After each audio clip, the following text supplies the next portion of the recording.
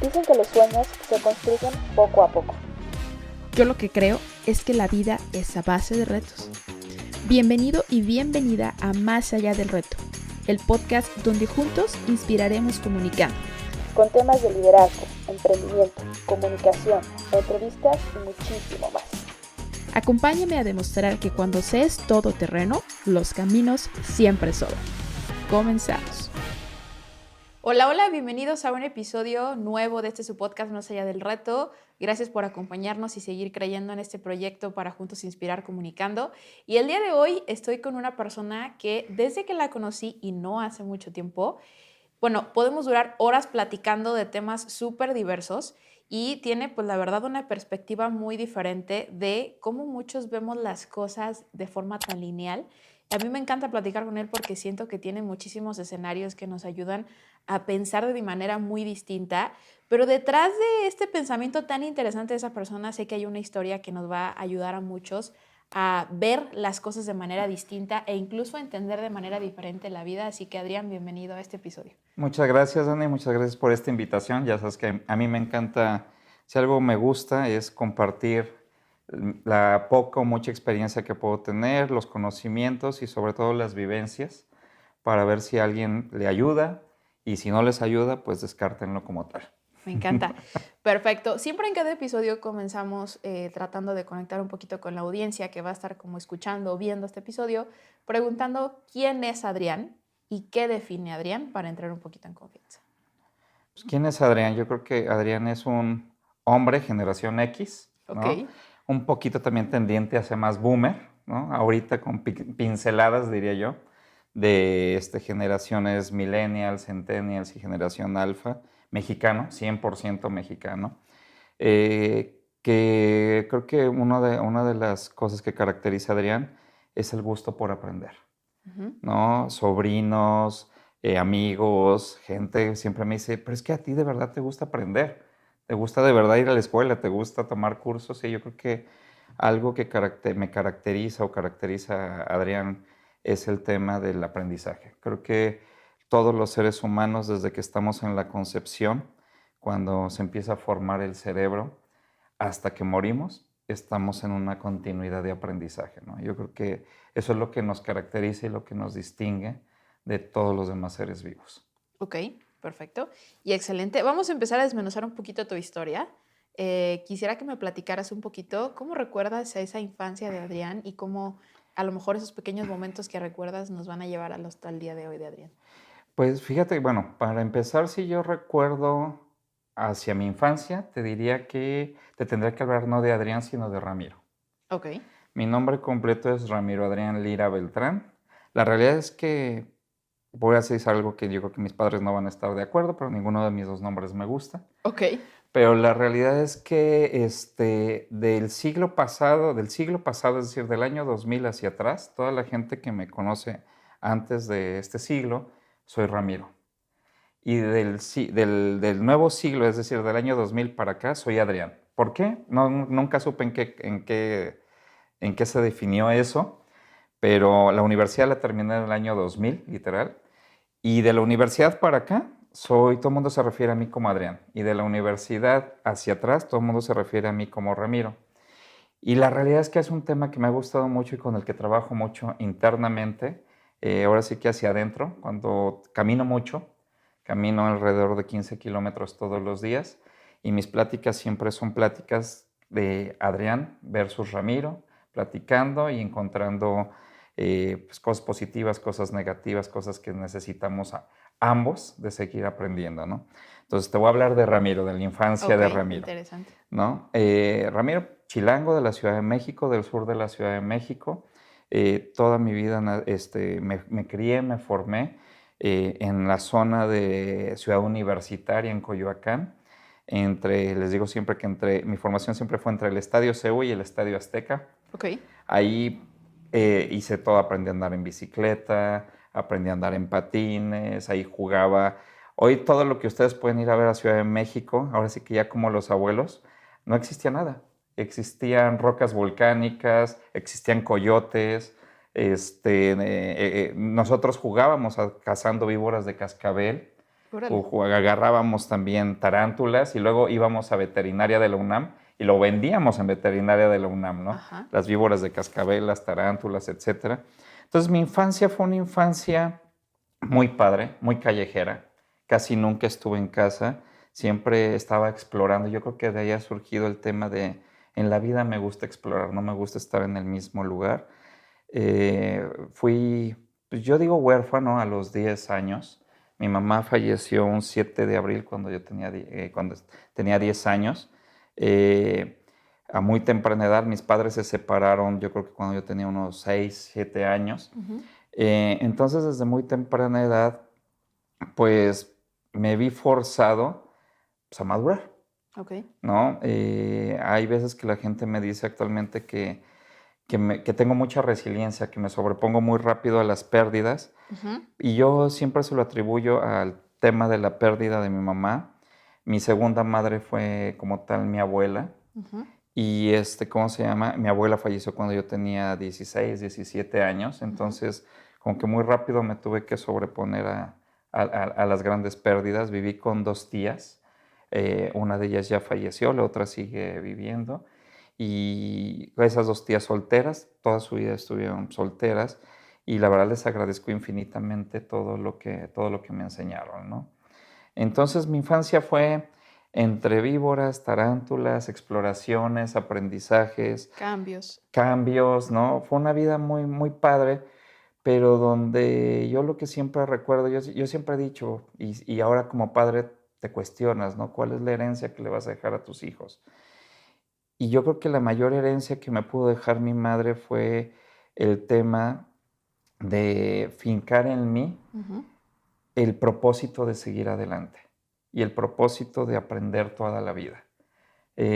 Siempre he tenido gusto por aprender, siempre me he declarado nerd. Adrián, Ramiro y Adrián, ambos son nerd. Me encanta leer, me encanta aprender y explorar. Yo creo que la vida es exploración, Ok.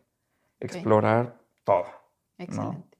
Y entonces a mí ya me lleva la siguiente pregunta, porque ahorita mencionaste algo, tarántulas, naturaleza, callejero, exploración, como esta parte muy libertad, muy aprendizaje. ¿Cómo te llevó esa parte callejera, por ejemplo, a que quisieras enfrascarte tanto como en esta parte de estudio de tecnología? Porque es muy contrario a lo que muchas personas en esas industrias son, ¿sabes? Como muy cohibidos, callados, no les interesa ni siquiera tocar la tierra porque dicen eso no es para mí.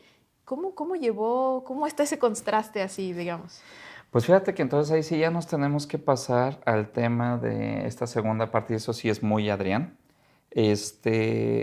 Yo toda mi vida, pues muy, muy nerd, muy de escuela, el niño de las buenas calificaciones, el niño que se porta bien, etcétera. También tuve una juventud muy, muy, muy callejera. Ok. O sea, tuve una juventud donde yo siempre les digo que de los 16 años a los 18 años, mi juventud fue libertinaje, ¿no? Ajá. Yo era el clásico chavo que se iba de fiesta y regresaba a casa una semana después, ¿no? O Órale. sea, mi fiesta duraba una semana, jugaba fútbol, ganaba dinero jugando fútbol. Entonces, siempre fui una persona sumamente sociable. Ajá. Siempre me ha gustado estar con amigos, siempre me ha gustado hacer amigos, pero la realidad es que hacia adentro, siempre he dicho que Ramiro y Adrián es un ser sociable, más no social. Ok. O sea, hacia mi círculo tengo no más de 5 o 6 personas muy cercanas a mí. Ujú. Tengo muchísima gente a mi alrededor y creo que algo que me ha ayudado muchísimo y que eso se lo debo a mi mamá es el tema de siempre ser franco, siempre ser claro, siempre ser grato y sobre todo educado. Ok. Yo creo que si tú me preguntas, todas estas puertas que te has abierto en la vida, ¿a qué se debe? A un buenos días, buenas tardes, ¿cómo estás? Y sobre todo a tratar a las personas como son, seres humanos, sin denigrar a ninguna sola persona, sin denigrar a la persona que hace el aseo o la persona que te abre la puerta o la persona que te está dando el servicio de transporte, ¿no? Creo que un tema muy importante es nunca perder el tema de que somos seres humanos y de que debemos brindarnos con educación y agradecimiento hacia los demás. Entonces termino yo cuando voy a estudiar, siempre estuve en un tema de estudiar, trabajar y juntar mi dinero para poder seguir estudiando, ¿no? Mi primer trabajo fue a los 13 años. Trabajé de obrero en una fábrica de cerámica. Literal, me daban una navajita de las navajitas antes de rasurar. Cuando se une la cerámica, queda como un refilo que se llama la rebaba. Y con las navajitas esas le vas quitando la rebaba. Y muchas veces pues contratan niños. ¿Por qué? Porque las figuras pues necesitan a veces manos más pequeñas para ir quitando bien la rebaba. Entonces yo desde los 13 años trabajo. Toda mi vida he trabajado, entonces tengo periodos de trabajar, estudio, junto dinero, vuelvo a trabajar y vuelvo a estudiar, ¿no? Y había juntado mi dinero para hacer la universidad. Yo quería estudiar economía porque se me hacía un tema de, la economía y los dirigentes de la economía. Y me toca la crisis del 94. Cuando me toca la crisis del 94, yo quería estudiar en el ITAM. Y todos mis ahorros y todo mi dinero se esfuman. Y entonces tomo la decisión de hacer el examen para el Politécnico y para la UNAM. Me quedo en los dos y decido irme al Politécnico porque me fascinan las matemáticas, ¿no? Entonces estudio economía, me especializo en econometría, que son modelos econométricos. Mi sueño siempre fue trabajar en Banco de México. Tuve un profesor que me inspiró muchísimo, Alfonso Torres. Él trabajaba en Banco de México. Él, de hecho, me insertó y me inició en los temas de política pública. En ese entonces, el Politécnico hizo 2 estudios de política pública para las delegaciones Gustavo Amadero e Iztacalco. Me integró a su equipo de trabajo y me metió como practicante profesional al Banco de México. Y yo llego muy feliz al Banco de México, me ponen en mi espacio con mi computadora.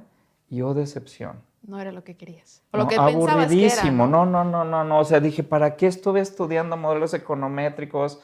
¿Para qué estuve estudiando todos estos casos? Y al final lo único que tengo que hacer es sentarme al frente de una computadora y estar haciendo suma, resta, multiplicación, viendo matrices de resultados. O sea, cosas aburridísimas. Que no contrastaba tal vez lo que habías estudiado con lo que realmente era la vida, ¿no? En el Banco de México. No. O sea, me aburrió, me frustré.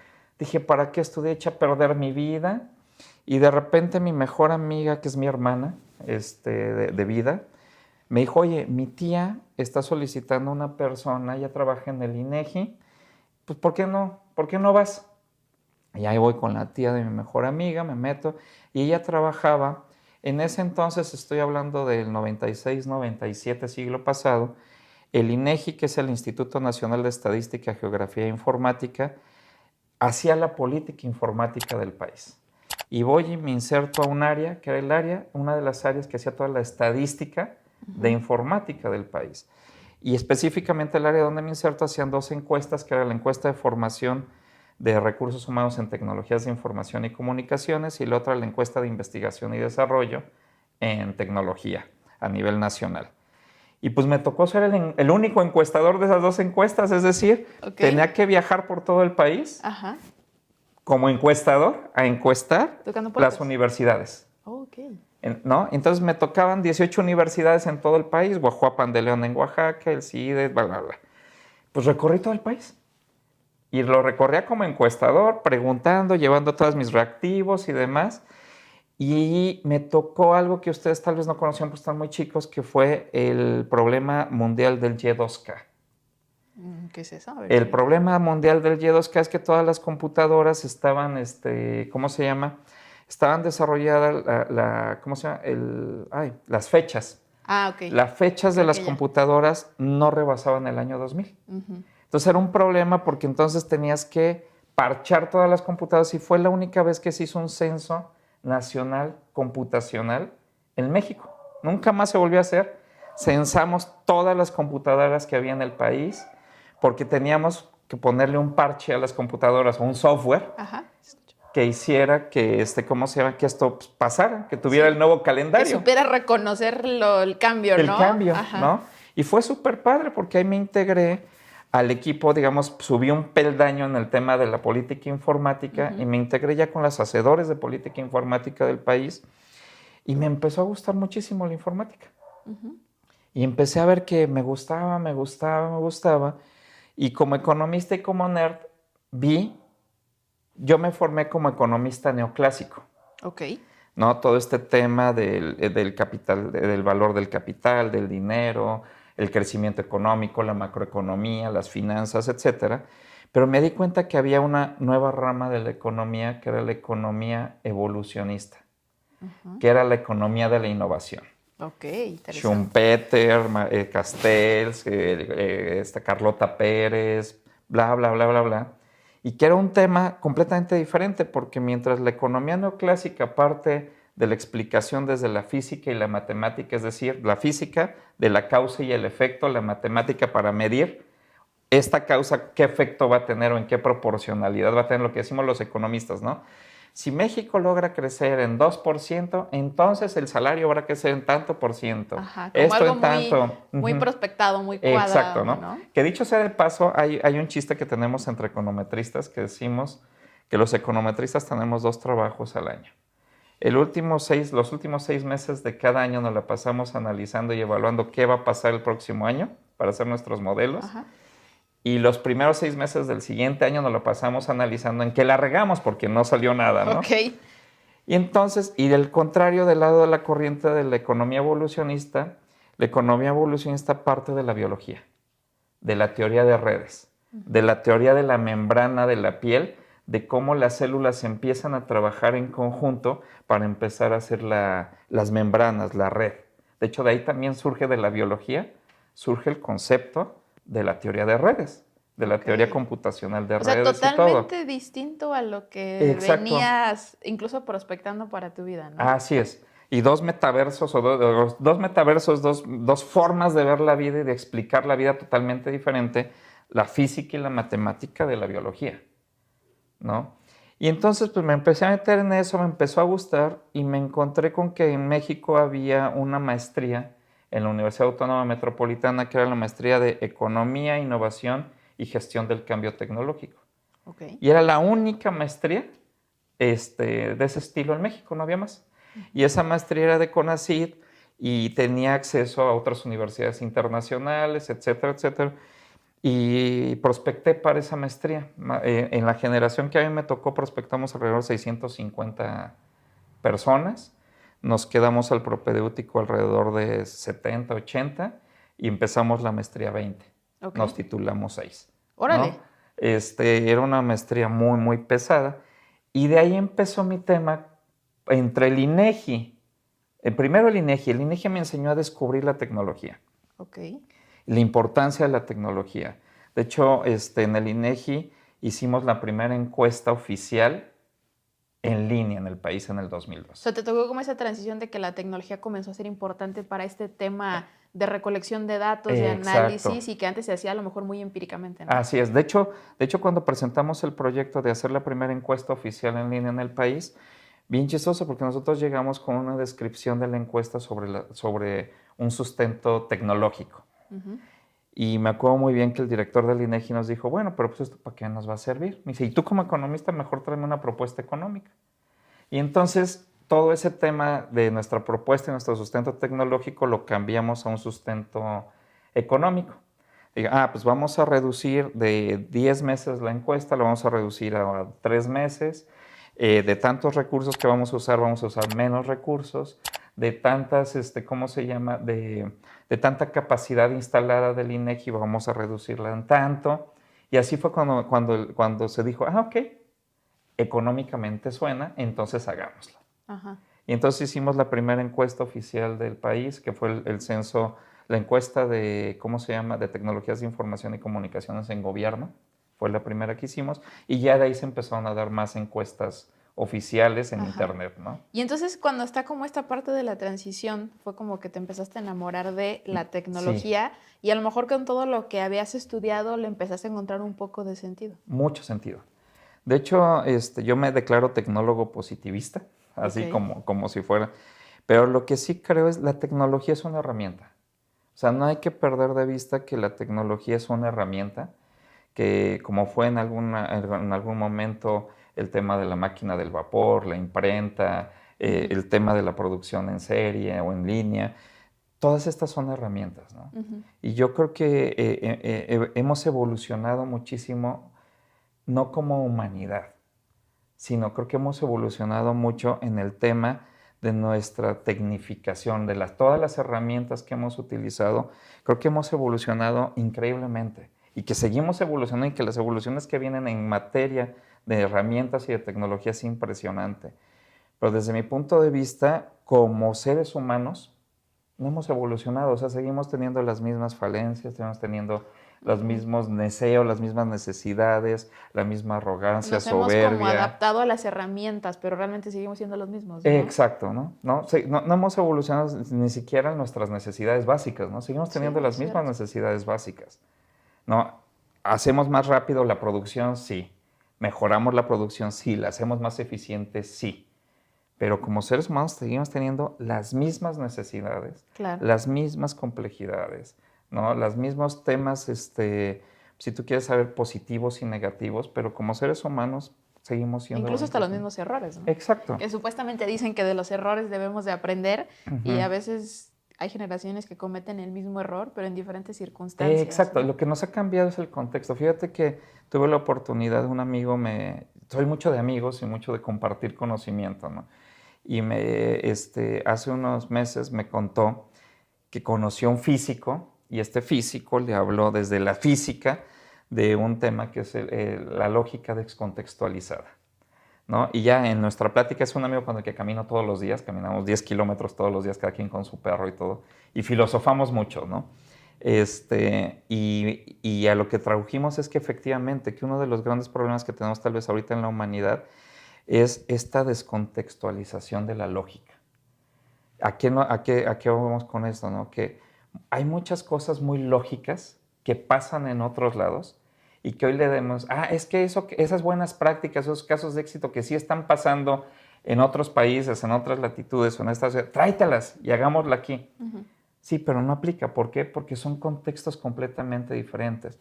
Entonces estamos trayendo lógicas en contextos no aplicados y entonces lo único que estamos haciendo es instaurar lógicas descontextualizadas, ¿no? Ajá. Y en los temas de emprendimiento a mí me sorprende mucho y lo platicaba mucho con gente de aquí que hace política pública de emprendimiento, que siempre es, oye, ¿sabes qué? Hay que traer una plática con Elon Musk o hay que traer una plática con, no sé, con X personalidades que consideramos personalidades ad hoc del tema del emprendimiento, de la innovación, de la tecnificación, del liderazgo. Y cuando nos la traemos, pues da una charla muy padre, pero ¿qué crees? No aplica. Sí, claro. Y no aplica, ¿por qué? Porque tenemos un contexto totalmente diferente, ¿no? Mejor tráete a una persona que en tu contexto sí haya transitado haya transitado positivamente en este contexto. Que ¿no? creo que fue un poquito lo que te pasó, ¿no? Regresando un poquito más hacia contigo. Estudiaste eso y veías como un escenario muy idealizado de lo que era, ¿no? Lo que me decían, voy a entrar a trabajar aquí, voy a ver esto y voy a hacer esto. Y que cuando realmente sucedió fue como de, esto es totalmente diferente a lo que pensaba y visualizaba, ¿no? Aunque pudo haber sido gente que sí realmente le sucedió y era lo que buscaba y lo que esperaba, contigo fue totalmente lo contrario, ¿no? Sí, fíjate que una de las cosas, a mí me gusta mucho actualmente charlar con los jóvenes. Me encanta charlar con los jóvenes porque uno aprende muchísimo. Y porque aparte, es muy chistoso, ahorita ciertas personas, generaciones X o boomers, tenemos la capacidad de estar haciendo proyectos, proyecciones, política pública, etcétera, pero sin escuchar a los jóvenes. Entonces seguimos haciendo proyectos de la vieja guardia. Uh-huh. Y no proyectos de lo que esperan los jóvenes hoy, ¿no? Del mundo que ellos están planteando, del mundo que ellos necesitan. Las necesidades han cambiado y no los estamos observando.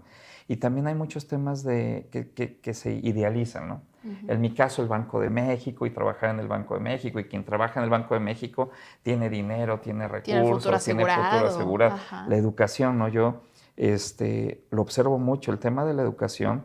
En los años 70 es cuando se da el boom de las universidades. Y se da el boom con todo un esquema mercadológico que traído por Naciones Unidas, etcétera, de decir, no, pues ahora lo que van a heredar las personas ya no son las casas, ya no son los bienes, ya no es el dinero. Ahora lo que vamos a heredar como familia y como padres es la educación. Porque la educación va a hacer que mis hijos tengan dinero, tengan prosperidad, crezcan, tengan un buen trabajo, tengan futuro, ¿no? Y hoy se rompió ese esquema.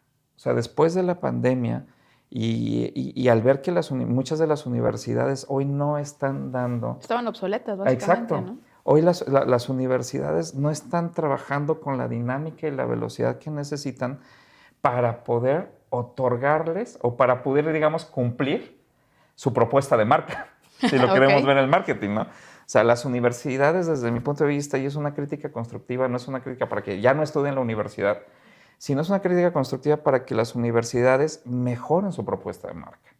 Porque tal vez la propuesta de marca de las universidades ya no es, si entras a la universidad, vas a tener empleo. Porque, ojo, uno de los empleos peor pagados en México es la docencia. ¿Cómo aspiras a generar gente, altos profesionales, con capacidades, con competencias, con buenos desarrollos, cuando la raíz o el núcleo, que es la docencia, son los puestos peor pagados de un país? Lo que platicábamos fuera de la entrevista, ¿no? Exacto. O sea, como alguien que me está instruyendo a ser mejor, a buscar algo más a futuro, pues realmente no me inspira nada y es infeliz con lo que está haciendo por N cantidad de cuestiones, ¿no? Entonces, yo viví eso en el y también los temas, ¿no? Yo cuando viví en el Politécnico también me tocó la privatización de la banca. Y me acuerdo que todos los bancos, o sea, para los economistas había trabajo en los bancos, pero para botar para arriba. Pero era muy chistoso. Yo tenía amigos en el ITAM, en el TEC de Monterrey, y a todos ellos les ofrecían trabajos en el corporativo, en Santa Fe. Sí vas a trabajar en el banco, pero vas a trabajar en Santa Fe. A los del Poli, a los de la UNAM, nos ofrecían trabajo en la sucursal, de cajero, y hasta los profesores te decían, es que debes irte a trabajar en la banca, porque vas a aspirar a ser, imagínate, que seas gerente de un banco, de una sucursal, ¿no? Era como ese estereotipo, ¿no? Exacto, y ahí fue también mi debate, porque yo ahí tuve que decidir o irme a trabajar a un banco o irme al INEGI. Y decidirme al INEGI no me arrepiento, ¿no? Porque el INEGI me enseñó a crecer. El INEGI me abrió puertas también internacionales. En ese entonces el INEGI era el mejor instituto de estadística, geografía e informática, de los mejores del mundo. Y entonces a muchos de nosotros nos tocó ir a capacitar a otros centros de otros países. A mí me tocó ir a capacitar a Centroamérica, a Sudamérica, ¿no? Imagínate un chavo que apenas está terminando la universidad, que ya tu institución te mande a capacitar a gente de otros países, no, pues te sube. Sí, claro. Y ahorita que estamos tocando el tema, por ejemplo, de las universidades, de todo este contexto que venimos arrastrando, independientemente, a lo mejor, digo, ahorita es como muy marcado, ¿no? Este tema de las universidades. Y anteriormente podrían decir, no, es que todo era pues muchísimo mejor. La educación de antes era buenísima, la manera en que los maestros te inspiraban. Pero yo noto aquí contigo que aunque es una diferencia de años bastante a la educación ahorita, ¿consideras que te pasó lo mismo? O sea, que ese propósito que tenías, ¿no? Tú en mente, vamos a llamar ficticio, que no se dio, ¿también fue por esa razón de que a lo mejor en la educación había algo como ahorita lo tenemos? Yo creo que no sé, y ojo, hablo desde mi experiencia. Claro, que tal vez la como experiencia siempre, de otros, ¿no? sí, pero desde mi experiencia yo creo que sí hay muchas cosas que idealizamos, ¿no? Y que idealizamos desde la familia. Porque la familia idealiza que si estudias vas a tener un mejor futuro y que aparte si te vas a una universidad particular vas a tener todavía mayores oportunidades. Yo la realidad, todo el mundo, incluso hoy que la gente me conoce pero no me conoce, o sea, la mayoría de la gente ya cuando estamos trabajando y todo me dice, oye, ¿y de qué generación del ITAM eres? No, yo no soy del ITAM. ¿O de qué generación del TEC de Monterrey eres? No, yo no soy del TEC de Monterrey. Literal, mi columna vertebral de formación siempre ha sido en escuelas públicas, siempre, ¿no? La licenciatura en el IPN, la maestría en la Universidad Autónoma Metropolitana. Ahorita estoy estudiando el doctorado y el doctorado lo estoy haciendo en tecnología y lo estoy haciendo en la Universidad Autónoma de Guadalajara. Tengo diplomados en el TEC de Monterrey, he estudiado ciertos cursos y ciertas especializaciones en el IPADE, otras en la Universidad del Valle de México, etcétera. O sea, sí me he diversificado, he estudiado en Naciones Unidas, en la CEPAL, etcétera. Pero yo lo que creo es que realmente todo ese cúmulo de conocimiento genera valor cuando lo aplicas. Independientemente de dónde sea. Exacto. Y también, ojo, o sea, actualmente yo creo que también hay muchísimo más aprendizaje en lo que se denomina la educación no formal. ¿Qué es la educación no formal? La educación en tu trabajo, la educación entre tus amigos, entre tus contactos, la educación en los podcasts. De verdad a mí me impresiona, por eso digo que soy tecnólogo positivista. Es impresionante hoy la cantidad de conocimiento y de aprendizaje que tienes a tu disposición desde los medios digitales. O sea, eso en la vida, o sea, yo cuando quería un libro o quería algo, tenía que ir a la biblioteca. Y ir a la biblioteca era tomar el metro, agarrar el metro para ir a la biblioteca central que estaba en Valderas. Yo siendo del sur de la Ciudad de México tenía que agarrar el metro línea 3 de Universidad, Valderas, bajarme, o a las bibliotecas de Ciudad Universitaria, pero le tenías que caminar o irte en bicicleta, ¿no? Pero también eso era aprendizaje.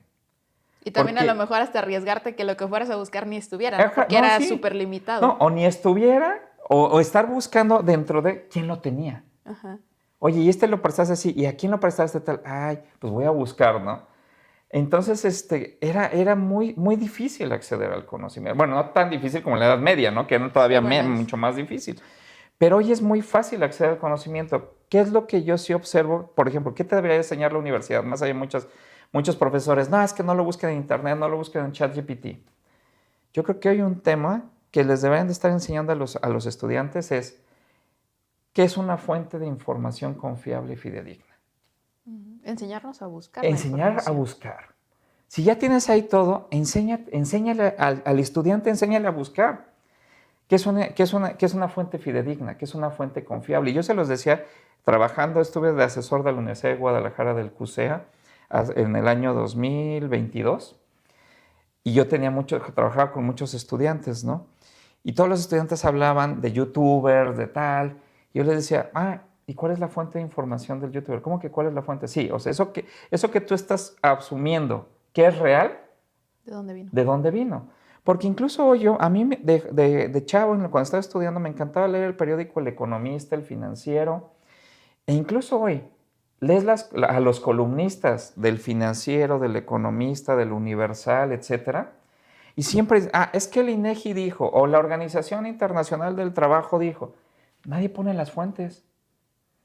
¿Dónde lo dijo? ¿En qué documento? ¿Cuándo lo dijo? Sí, hoy deriva las fake news, ¿no? Exacto. Esa información falsa. Y de verdad podemos llegar a un tema donde todo es fake news, porque todo es interpretación de la persona. Uh-huh. A mí algo que me enseñó el INEGI es que decía, el INEGI nunca dice nada. El INEGI presenta datos. El INEGI muestra bases de datos. Todo lo que dicen del INEGI dijo, nada lo dice el INEGI. El INEGI nunca hace interpretaciones de lo que da, ¿no? Las interpretaciones las hace la gente. Como lo que decíamos ahorita, ¿no? Uh-huh. Lo que yo pensaba que trabajar en Banco de México era lo adecuado y que cuando realmente llegas dices, no es cierto. O sea, uh-huh. Todo lo que me dijeron no es cierto. Exacto. Y tal vez no es cierto para mí, tal vez a ciertas claro. personas, por su perfil, sí, trabajar enfrente de una computadora todo su día en un cubículo de 3x2 es perfecto, uh-huh. ¿no?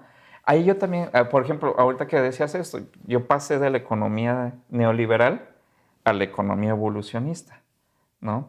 Y si me permites avanzar un poquito más en mi vida, yo domingo 13 de febrero del 2011, yo en ese entonces trabajaba para gobierno federal. Uh-huh. Trabajaba específicamente para la Secretaría de Comunicaciones y Transportes y trabajaba para todo el tema del proyecto de México, lo que fue después México Conectado, y trabajé también ahí para todo el tema de la homologación de la plataforma de portales del Sistema Nacional de México y proyectos estratégicos como el proyecto Mujer Migrante. Grandes, ¿no? Sí, proyectos nacionales.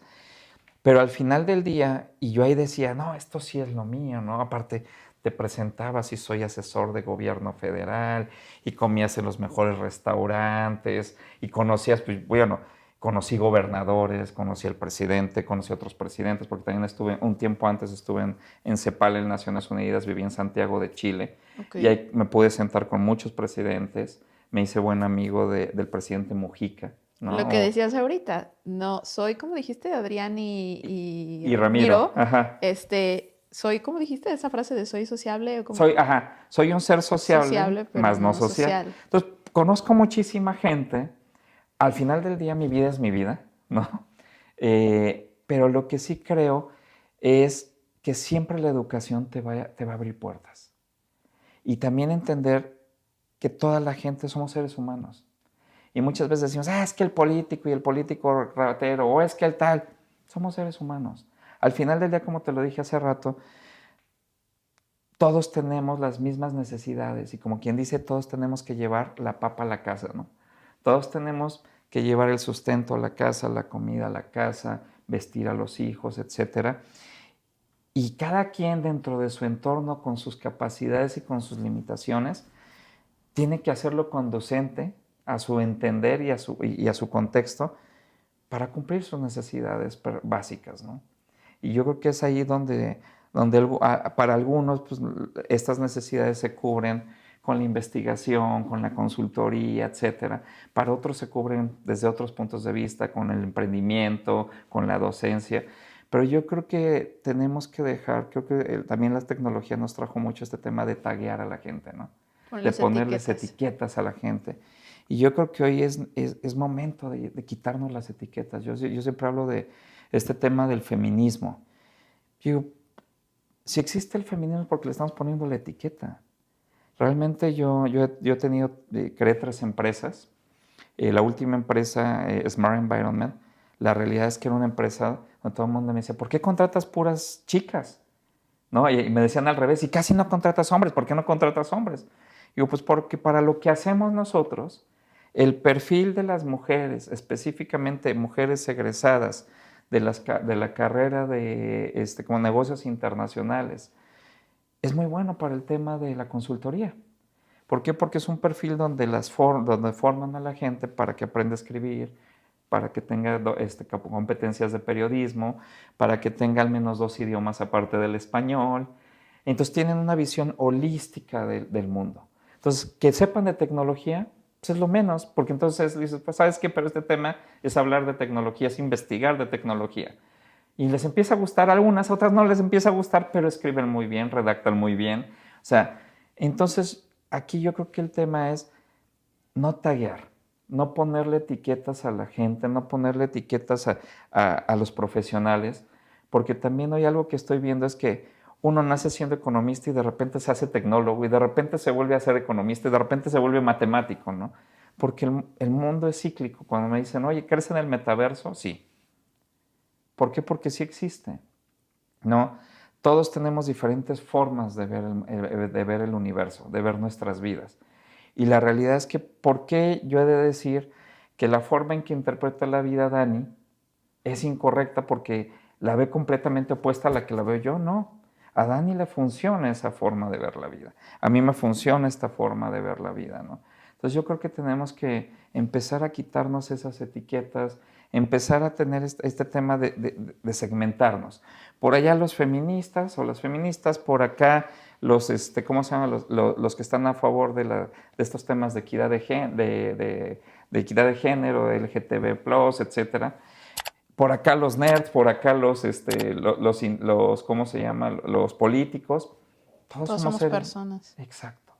Cuando dejemos de ver eso, te vas a dar cuenta de que puedes estar conviviendo con todos y de que puedes sacar lo mejor de cada uno y ellos obtener lo mejor de ti mismo. Tú mencionaste una fecha ahorita. ¿Hay algo importante en esa fecha de por qué la hayas mencionado? Sí, es el domingo 13 de febrero de 2011 estuve a punto de fallecer. Tuve un colapso físico muy importante y derivado del cansancio, derivado del estrés, derivado del agotamiento. Estuve hospitalizado un tiempo. Eso me llevó a cambiar completamente mi vida. Renuncié a gobierno federal, renuncié a ese estrés. Tuve la oportunidad, se me abrieron 3 oportunidades, una de irme a hacer el doctorado a Canadá, Alberta, y trabajar en investigación para una petrolera. La otra, irme a Monterrey a trabajar para un corporativo. Y la otra, tenía una invitación de venirme a Guadalajara, Jalisco, y trabajar con los clústeres de tecnología. Decidí venirme a Jalisco, la mejor decisión de las que he tomado. ¿Por qué? Porque una de las cosas que yo tenía desde joven era emprender.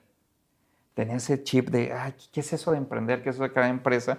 Pero en Ciudad de México es muy difícil porque la formación en Ciudad de México es corporativa. Y ya todos los corporativos existen. Sí, ¿no? Y crear algo nuevo con todos crear esos algo nuevo monstruos. con todos esos monstruos es así como de... Pero cuando empiezo a conocer Jalisco y empiezo a conocer a los jaliscienses, me doy cuenta que el jalisciense en sí mismo tiene una cultura de negocio impresionante. A mí me impresiona cómo en Jalisco se juntan y vamos a hacer un negocio, sí, y vamos a hacer, tú pones esto, yo pongo esto y ¡pum! Se creó el negocio. Crítica constructiva al jalisciense, les cuesta muchísimo trabajo hacer empresa, cosa que el regio lo tiene perfectamente hecho. ¿Qué es ir a empresa? A ponerle procesos, poner políticas, efectivamente empezar a ver que el dinero generado por la empresa es de la empresa, no es del dueño. Sí. ¿Sí me explico? Sí. Y no tienes que estarle sacando dinero a la empresa, etcétera, ¿no? Entonces, ¿cómo se llama? Me vine para acá para aprender de este chip que tiene el jalisciense. Y efectivamente llegué a un instituto que también es mi segunda etiqueta profesional. La primera es el INEGI, la segunda es el IJALTI. El IJALTI es el Instituto Jalisciense de Tecnologías de la Información. ¿Aún existe? Todavía existe. Y cuando yo llegué, el IJALTI desarrollaba toda la red de conectividad de Internet del Estado, desarrollaba 3 parques tecnológicos, el Centro de Software, el Chapala Media Park y el Green IT Park, y era un instituto que a mí me gustó muchísimo, y aparte que te permitía, o a mí me permitía, empezar a tener un día a día con empresarios del sector de tecnología. Ahí conocí muchos empresarios y empecé a saber qué es este tema de ser empresario. Estuve en el IJALTI del 2011 a diciembre de 2014 y en enero del 2015 me salí y empecé a emprender. Creé, junto con un amigo, un socio de ahí mismo de los empresarios, creamos un primer emprendimiento que se llamó Sinovatec, que tenía que ver con el desarrollo de drones para temas de medio ambiente. Después de ahí, duramos un año en ese emprendimiento, me desasocié de mi socio, creé otra empresa que se llama TechLead, esa empresa todavía existe, una empresa de compra, venta de tecnología, computadoras y también de soporte y mantenimiento tecnológico. También una vez, que esa empresa estaba ya estable y demás, vendí mis acciones a los socios y creé la empresa que sí quería desde el principio, que era la empresa de consultoría en tecnología que se llamó Smart Environment, y ahí hay un tema bien padre, porque Smart Environment, el tema de ambientes inteligentes, no iba con la consultoría al principio. Lo primero que quería yo hacer era el tema de edificios, casas, oficinas inteligentes. De todo este tema de la tecnificación en las oficinas. Pero, sorpresa, de hecho me empecé a asociar con uno de los principales fabricantes de esta tecnología, pero me di cuenta que toda esta tecnología venía con estándares y protocolos o europeos, o norteamericanos, o asiáticos. Fuera del contexto de nosotros. Fuera del contexto nacional. Y me di cuenta que todos esos equipos y todos esos aparatos, focos inteligentes, etcétera, pues no estaban hechos. Estaban hechos, por ejemplo, para redes eléctricas donde hubiera tierra eléctrica física y tierra eléctrica aterrizada. Y oh, sorpresa que en Guadalajara, platicando con amigos de la construcción y demás, tal vez voy a decir algo que va a estar en contra de ellos, pero es la realidad, menos del 2% aterriza en la tierra de manera adecuada. Cuando te entregan una casa, cuando te entregan una oficina, te entregan los planos arquitectónicos de tu casa o de la oficina. Nadie entrega los planos eléctricos. Es más, legalmente no existe por legalidad y por obligatoriedad legal que te tengan que entregar los planos eléctricos de tu casa, del edificio, de lo que construiste. Entonces, nadie sabe cómo está la electricidad. Guadalajara, a su vez, es de las ciudades que tiene más altas y bajas de energía eléctrica de todo el país. Confirmo eso. ¿No? Entonces, ¿qué es lo que pasa? Que el modelo de negocio que yo quería instrumentar, que era un modelo de negocio de servicio, iba a romper mi negocio completamente, porque era, yo te instalo los equipos y tú me vas pagando una igual, y cuando el equipo se te descomponga algo, voy y te lo cambio. No, pues me iba a hacer cambiar equipos. Instalamos los equipos en 3 casas, incluida mi casa. No, pues cada semana, cada 2 semanas tenemos que cambiar equipos. Por los saltos de voltaje, la energía eléctrica no estaba aterrizada y desistimos de ello. Y al desistir de ello dijimos, ¿y ahora qué vamos a hacer con esto? Si todo el concepto estaba hecho para eso. Y dijimos, pues bueno, vamos a hacer lo que sí sabemos hacer, consultoría. Y empezamos a hacer consultoría estratégica tecnológica. Y ahí empezamos a hacer consultoría para desarrollar parques industriales, para desarrollar centros de innovación en el país. Desarrollamos con una política de gobierno federal de los 21 parques industriales que se hicieron, de centros de innovación industrial que se hicieron en el país. Nosotros participamos en 7, ¿no? Y empezamos a hacer política pública, hicimos la estrategia digital del Estado de Jalisco, etcétera, ¿no? Y entonces, con ese suceso tan importante que mencionaste, ¿consideras que esto cambió totalmente tu perspectiva de vida para realmente darte cuenta que tenías que hacer lo que anhelabas? Y no tanto enfocarte a lo mejor a la comodidad, al tener dinero, a estar en restaurantes. Sí. Porque muchos que escuchen dirían, ¿qué hiciste? O sea, yo anhelo trabajar en un lugar donde me des estabilidad, donde pueda comprarme lo que quiera, y que tú dijiste, espérame, esto me está enfermando, no es lo que quiero, sí, y voy por el camino equivocado. Así es. Y te voy a decir algo. Cuando yo estaba en el hospital, en mi ser nerd, pues literal cuando yo salí, pues ahí se me fue mi dinero, se me fueron mi patrimonio, porque el gasto del hospital fue muy fuerte. Y entonces ya cuando termino, salgo, y algo que me hizo cambiar completamente, y el tema de, ahora sí que de un día para otro, como decía Lupita D'Alessio en una canción de Hoy voy a cambiar, fue mi primer hijo, Santiago. Yo llegaba normalmente a casa a las 11, 10 de la noche. En ese entonces Santiago tenía 4 años. Uh-huh. Yo recuerdo que llegué a la casa con tipo 11:30 de la noche y Santiago salió corriendo, un niño de 4 años que todavía no dormía a esa hora porque estaba esperando a su papá. Y llega Santiago y me dice, papá, te estaba esperando y demás. Lo abrazo, le doy su beso. Y en eso yo tenía una perrita en ese entonces que se llamaba Arroba, una boxer. Y me dicen, me dice mi esposa, oye, no hemos sacado Arroba, tienes que sacar Arroba. Y dije, ok, bueno, voy rápido, le doy un paseo de 15 minutos y regreso. Se me olvidó mi celular. Y ya llevo Arroba, la llevo a caminar, regreso, vuelvo a entrar a mi casa y viene mi hijo saliendo otra vez del pasillo con mi celular en mano, pero con una cara de angustia impresionante. Papá, te están llame por teléfono. Agarro mi celular y tenía 20 y tantas llamadas perdidas del trabajo. Uh-huh. Y yo dije, a ver, ya estuve a punto de morir, pero lo más importante, ver la cara de mi hijo con angustia por mi trabajo, eso no es válido. Algo que no le toca. Algo que no le toca. En ese entonces mi jefa era Mónica Aspe. Mónica Aspe actualmente, y ojo, es la primera mujer directora general de AT&T a nivel Latinoamérica, me parece. Le hablo a Mónica a esa hora de la noche, le digo, Mónica, mañana ¿qué vas a hacer? No, pues me voy a Ginebra. Digo, ¿te veo en el aeropuerto? No te puedo ver, te veo en el aeropuerto. La vi en el restaurante Casa Ávila, desayunamos en Casa Ávila. Me dijo, ya sé a qué vienes, y es un no. Le dije, Mónica, aquí está mi renuncia. No te la acepto. Dije, no, aquí está mi renuncia. No acepto, no vine por un no, vine por un sí y se acabó. Le di mi renuncia a Mónica Aspe en, ¿cómo se llama? En el restaurante Casa Ávila y en la Terminal 2 del aeropuerto. Y ahí tomé la decisión de, tengo que cambiar de vida. Me vine a Guadalajara. Me dicen, ¿cómo fue tu cambio de vida? Económicamente, mi ingreso se redujo en menos de la mitad de lo que yo ganaba. Pero mi calidad de vida y mi felicidad se incrementó en el doble de lo que tenía. Uh-huh. Yo en ese entonces veía a mi ex esposa y a mi primer hijo, los veía cada 2, 3 semanas. Casi no estaba en casa muy pocas veces cuando regresé a Guadalajara. Cuando me vine a Guadalajara, ellos se vinieron 8 meses, 6 meses después. Primero yo me vine solo e iba cada semana o cada 15 días a Ciudad de México a verlos. Y ya cuando se vinieron, pues comía en mi casa, iba al trabajo en bici, regresaba en bici. O sea, mi calidad de vida cambió completamente. Y ahí viene otro cambio en mi formación profesional que cambia también mi tema, que descubro la corriente económica de la economía de la felicidad, ¿no?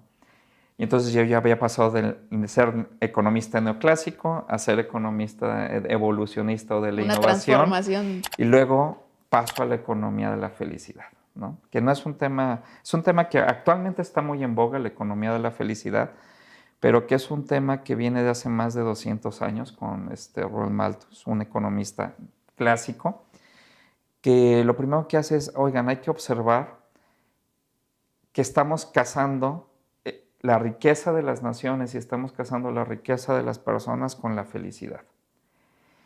Y realmente no todas las personas que son ricas o no todas las naciones que son ricas son felices. Son felices. Ajá. Y tampoco todas las personas que son pobres o todas las naciones que son pobres son infelices.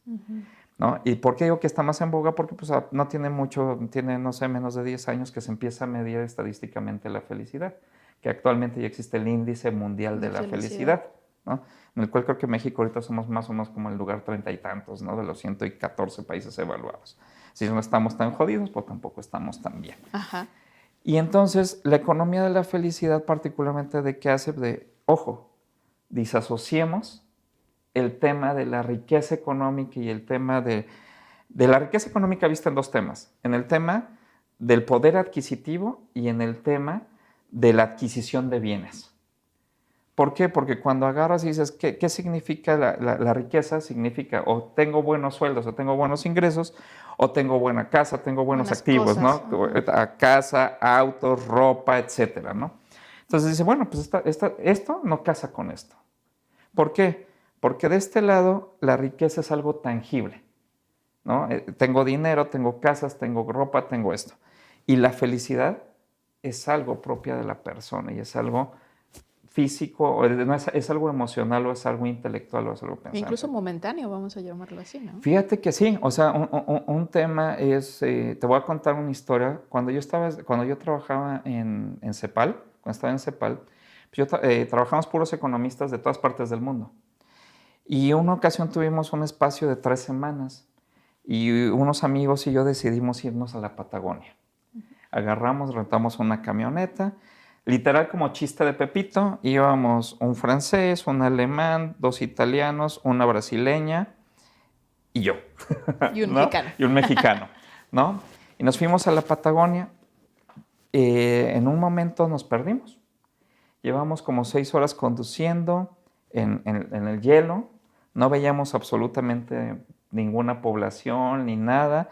Ya se nos estaban acabando los tanques de diésel de la camioneta. Órale. Y de repente en la noche vimos por ahí que había como una chimenea. Pues vamos hacia allá, ¿no?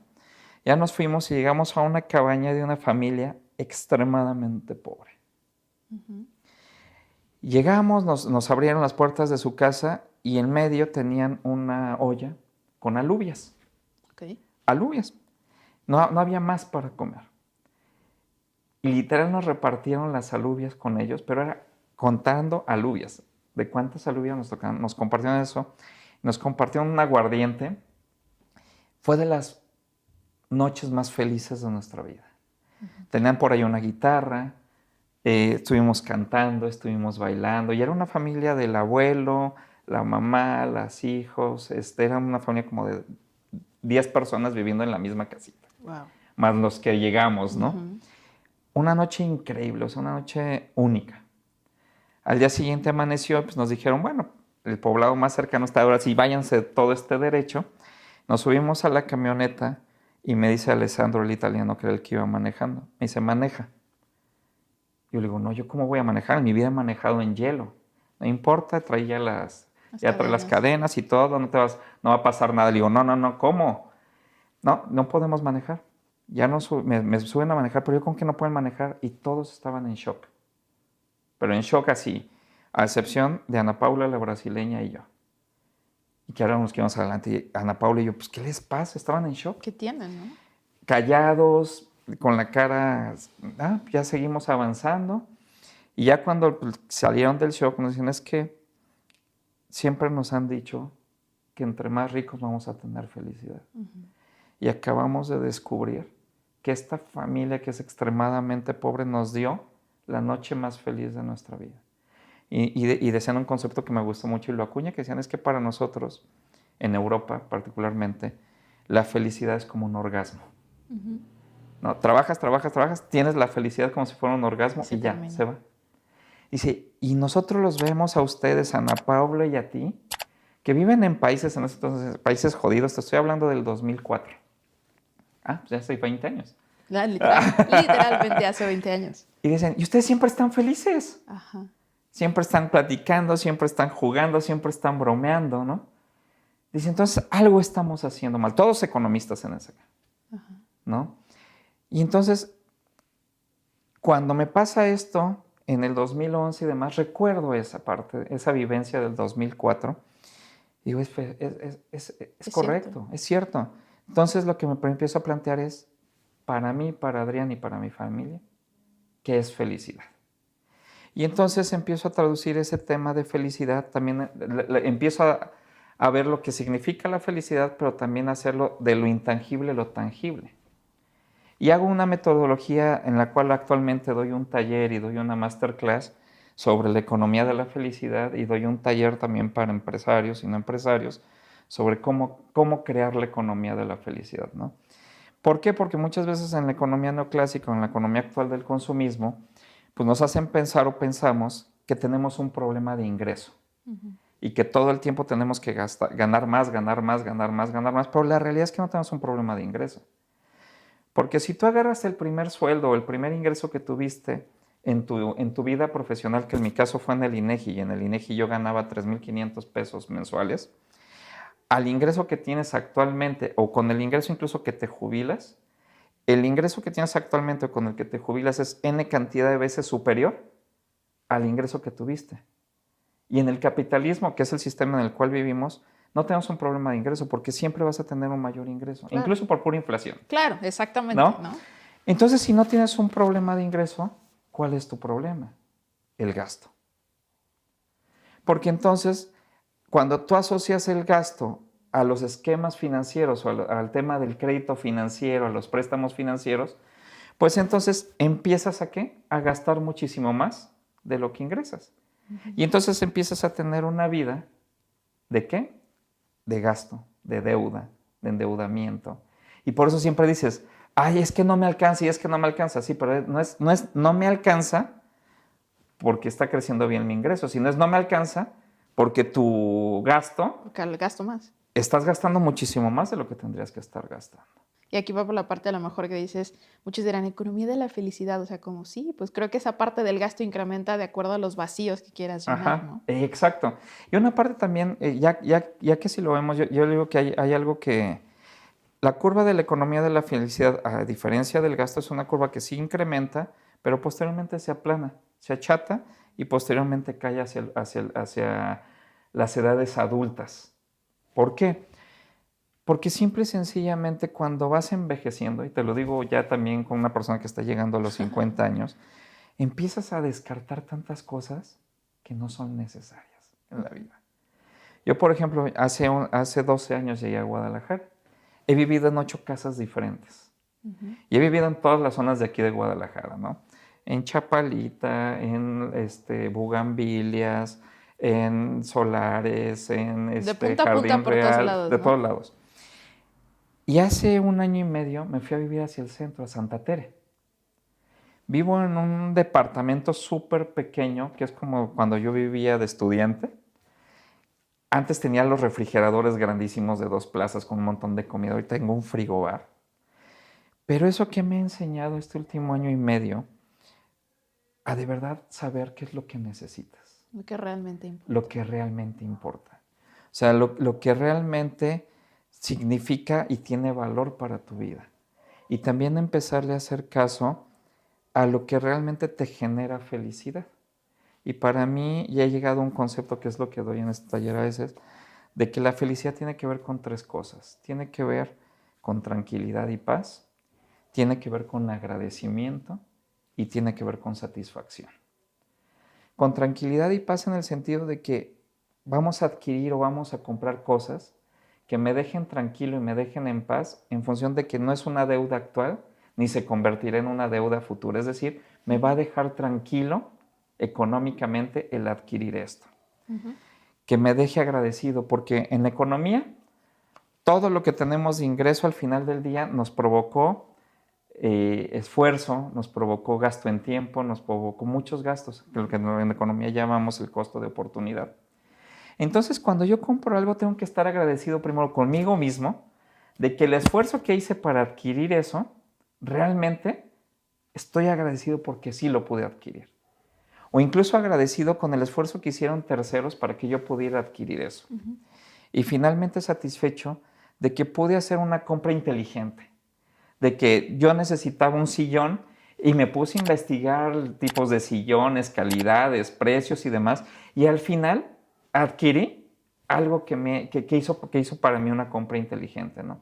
Entonces, cuando yo estoy consumiendo o estoy adquiriendo cosas que me dejan tranquilo, que me dejan agradecido y que me dejan satisfecho, en automático me dejan feliz. Uh-huh. Entonces, todo este esfuerzo por estar adquiriendo cosas, al final me está llenando de felicidad.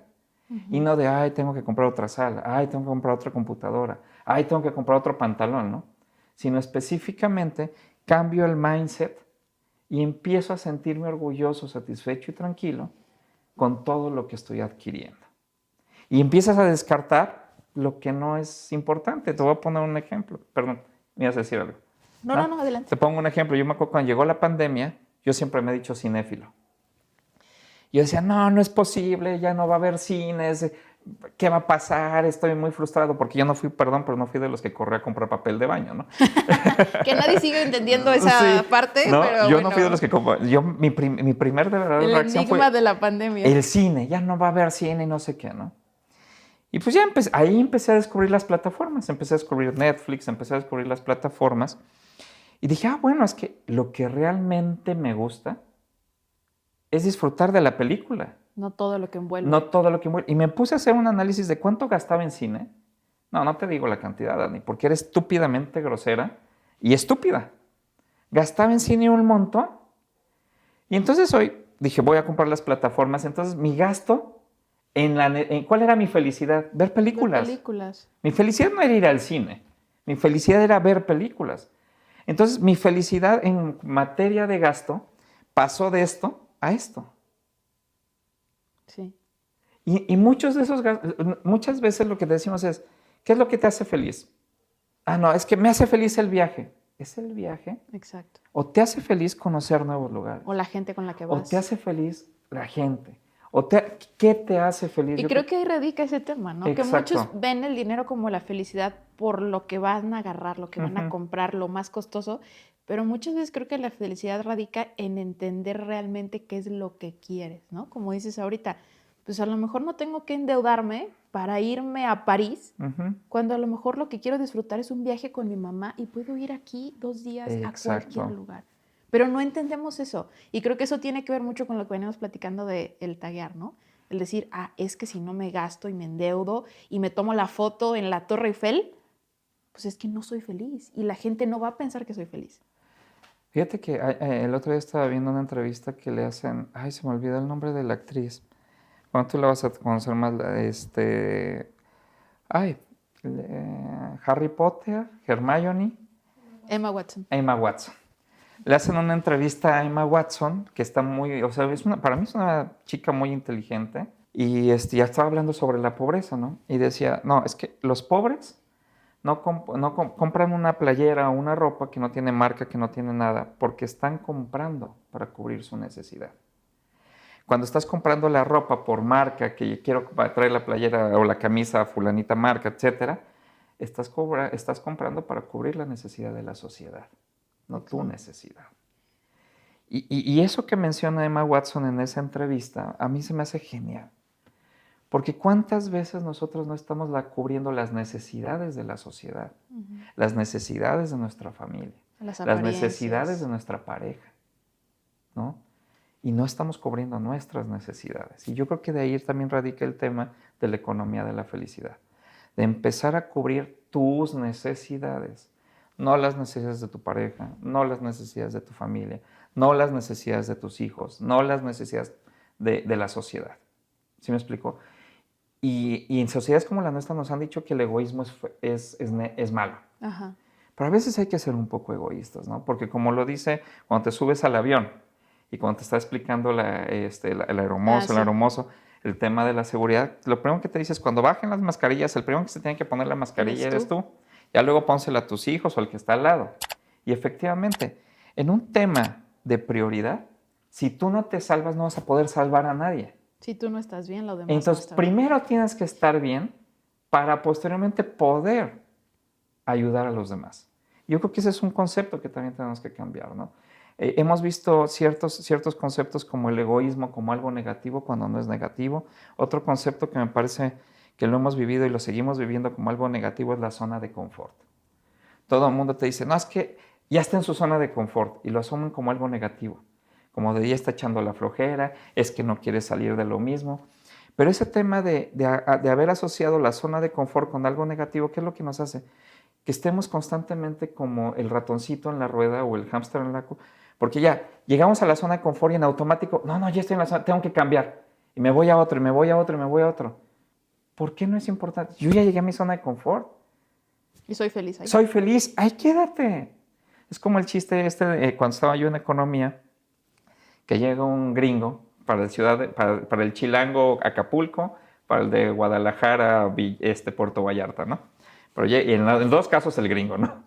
Llega el gringo y le dice, y ve todos los días que el lanchero se va muy temprano, pesca un poco, regresa con 5 pescados y se los vende al gringo y a la gente. Ya termina, los hace y a las 10 de la mañana el lanchero ya está tranquilo, se siente y ya no hace nada. Y el gringo, después de estarlo observando hace una semana, le dice, oye, ¿no te has dado cuenta que si te quedas más tiempo en alta mar, en vez de que vengas con 5 pescados, llegas con más cantidad de pescados, nos vendes a más, recolectas más, en 2 meses, en vez de una lanchita, vas a tener 2 lanchitas, en un año vas a tener ya un barco pesquero más grande, tal, y entonces en 15, 20 años, ya te vas a retirar, te vas a jubilar y vas a poder estar como yo disfrutando de la playa. Y le dice el lanchero, ¿qué crees que hago de las 10 de la mañana en adelante? ¿No? Disfrutar de la playa. Disfrutar de la playa. Entonces estamos en este bucle de querer y exigirnos estas palabras como el éxito, estas palabras de la competitividad. El tema es buscar nuestra felicidad, ¿no? Y ese es un tema que actualmente yo estoy muy metido. Yo creo que este año voy a trabajar muchísimo en tratar de trabajar con los jóvenes de manera altruista este tema de que encuentren la felicidad, ¿no? Hay algo que está pasando en el mundo, no solo en México, que es que se está incrementando dramáticamente el número de suicidios entre los adolescentes y los jóvenes. ¿Y por qué está pasando esto? Porque no están encontrando salidas. Y porque estamos tagueando a estas nuevas generaciones, a los millennials, como la generación que ya no va a tener casa, la generación que ya no va a tener posibilidades, la generación que va a tener que vivir de las experiencias porque ya no va a tener nada, ¿no? Sí, la generación que tiene todo a su alcance y que no hace nada con ello. Exacto, ¿no? Desde tags como de la generación frágil, los que se rompen. Todos los seres humanos llega a un punto en que nos rompemos, ¿no? Y entonces yo creo que es importante hoy empezar a trabajar con los jóvenes, ¿no? Y empezar a regresarles a los jóvenes algo que las generaciones X, boomers, y el sistema, entiéndase el gobierno, entiéndase la religión, entiéndase los sectores educativos, esto es una óptica personal, les hemos quitado, ¿no? Hay una palabra que me gusta mucho que es enajenar, la escuché por primera vez cuando estudiaba marxismo, y que decía Karl Marx que el capitalista, el pseudo capitalista, enajena la plusvalía de quien la produce, porque quien produce el plusvalor o quien produce ese beneficio es el empleado y el empresario es quien les quita esa utilidad y se la queda, ¿no? Se las enajena. Y yo creo que algo que estamos haciendo muy mal como sociedad y como sistema es que el gobierno, las universidades, la religión, etcétera, estamos enajenando principios que le corresponden al ser humano, que le corresponden a los jóvenes, como principios como el emprender, el innovar, el ser líder, ¿no? Ahora los chavos tienen que ir a las universidades, a las escuelas, al gobierno, no sé. ¿Cómo voy a ser emprendedor? ¿Cómo voy a ser innovador? ¿Cómo voy a ser líder? A ver. Cada quien lo hace diferente. La innovación es innata al ser humano. Hemos innovado desde que somos Homo sapiens. ¿De dónde surge la innovación? De querer hacer un cambio en nuestro entorno. De ahí surge la innovación. Agarramos diferentes herramientas y demás, pero La innovación surge de la intención de querer hacer un cambio para facilitarnos la vida. El emprender, ¿qué es emprender? Hacer algo nuevo. Hacer algo nuevo que no habías hecho anteriormente. Todos emprendemos, desde el hecho de entrar a la universidad, desde el hecho de pasarte a otro, de cambiarte de casa. Lo estamos nada más focalizando al tema del negocio. Claro. Y todos los días podemos emprender y todos tenemos las capacidades de emprender. Me encanta. Y el liderazgo, lo mismo, ¿no? ¿Qué es el liderazgo? El asumir la responsabilidad de guiar una actividad y de sumar el esfuerzo de todos hacia el logro del resultado de esa actividad, ¿no? Eso es liderar. O sea, y lideramos en muchas partes de nuestra vida. Siempre que hay una persona enferma en casa, hay algún familiar que dice, no, a ver, déjense de hacer tonterías, tú te vas por las medicinas, tú te vas a ver este médico, tú te vas a ver este, ¿no? Cuando estamos en un equipo de cualquier deporte, siempre hay algo que de repente, aunque no es el capitán, ¿saben qué? Estamos regándola, tenemos que hacer esto. Cuando estamos en nuestros equipos de trabajo, también siempre hay alguien. Y ojo, todos tenemos la capacidad de liderar, y el liderazgo, si yo lo veo más a veces como un tema de orgasmo. Porque no es que seas líder y te mantengas como líder toda tu vida, no. El liderazgo es una toma de decisión. Yo en este momento quiero asumir el liderazgo de esta acción, ¿no? Para la otra acción, no. Yo soy de los que ayuda, no quiero ser líder. Porque aparte no tengo la capacidad de ser líder en eso. Entonces, estamos enseñando a que tenemos que ser líderes, tenemos que ser emprendedores, tenemos que ser, innovadores, ¿no? Y la realidad, lo único que estamos formando, y aquí sí me gusta mucho y espero que en algún momento la gente lo lea más, hay un filósofo coreano que se llama Byung-Chul Han, que la realidad a mí me sorprende mucho. Sus libros son bien chiquitos, pero de mucha síntesis. Y el primer libro que yo leí de él se llama La Sociedad del Cansancio. Y dice, pues hoy vivimos todos los días el día de la sociedad de la alta eficiencia, la sociedad de la productividad y la sociedad creativa, ¿no? La sociedad de la alta eficiencia es, aquí está todo tu checklist y tienes que terminar todas estas tareas, y hiciste esta, y hiciste esta, y hiciste esta, y hiciste esta. Perfecto. La sociedad de la alta disponibilidad, ¿no? El tema de, tienes muy pocos recursos, tienes muy limitados recursos, y con estos recursos tienes que hacer maravillas, ¿no? Y entonces tienes que ver cómo le haces, pero tienes que funcionar. Y la sociedad creativa, ¿no? Hoy todo tienes que ser creativo y tienes que ser innovador y tienes que ser líder. Pero la realidad es que lo único que estamos creando es una sociedad altamente cansada. La mayoría está agotado, está cansado, está frustrado, todos los días es el tema repetido, me despierto, voy al trabajo, hago las actividades, ¿no? La rutina, pero no estoy feliz. Y creo que con eso me quedo realmente, porque sí, es cierto, es muy cierto, y me venimos arrastrando como todo lo que comentas, y creo que todo culmina en esta parte de la felicidad, y que a veces hacemos cosas que ni siquiera queremos, pero buscamos algo más y no estamos buscando eso. Exacto. Y también entender que la felicidad de Daniela puede ser totalmente diferente a la felicidad de Adrián, y las dos son reales. Cada quien tiene su perspectiva Cada diferente. quien tiene su perspectiva. Y esa parte que tenemos que ser respetuosos y responsables con lo que opina el de al lado. Hemos dejado de discutir y discutir y discernir, ¿no? De, esto es lo que yo opino y esto es lo que yo opino. Pues discutámoslo. Al final de esa discusión, tal vez podemos llegar a un punto de encuentro de los dos. Tal vez no. Y como dice, cuando uno choca, cada quien se va con su golpe, ¿no? Pero ya lo discutiste, ya lo planteaste. Pero ahora no. Ahora cada quien está en su metaverso, está en su mundo, y no le toques tantito algo que no piensa, porque se genera el conflicto, no se genera la discusión. Sí, me encanta. Se genera el conflicto, porque no estamos discutiendo, estamos generando conflicto. Sí. Nos vamos a los golpes, nos vamos a la agresión, ¿cómo se llama? Al mentarle la madre al de la guerra, al básicamente. Otro. Exacto. Y no discutir. A ver, ¿por qué piensas eso? Porque yo pienso esto. Tal vez al final dices, no me convenciste. Está bien, ya lo discutiste. Me gusta. Sé que este podcast tiene muchísimos mensajes, pero ya para cerrar, porque si no podríamos durar otras 3-4 horas hablando. ¿Qué mensaje, si tú tuvieras la oportunidad de tener alguna herramienta o alguna manera de dejar un mensaje que todo el mundo pudiera escuchar o ver, qué sería lo que les dirías? Pues yo creo que hoy le diría, y este mensaje va más particularmente a los jóvenes, ¿no? quiten las ideologías de qué significa ser feliz, qué significa el éxito. Quiten todos esos velos sobre el éxito de otras personas, sobre la felicidad de otras personas, e empiecen a ser introspectivos consigo mismos. Y así yo, como hablo con Adrián y con Ramiro, pues muchos podemos tener 2 nombres, hagan ese ejercicio de hablar internamente y de verdad empezar a discutir consigo mismos qué es lo que es la felicidad para ustedes, ¿no? ¿Qué significa la felicidad? ¿Qué lo va a hacer felices? ¿En qué tipo de trabajo sí quisieran desarrollarse? Muchas veces hablamos del talento y decimos, es que tiene talento, pero la realidad es que muchas veces el talento también es una confusión, ¿no?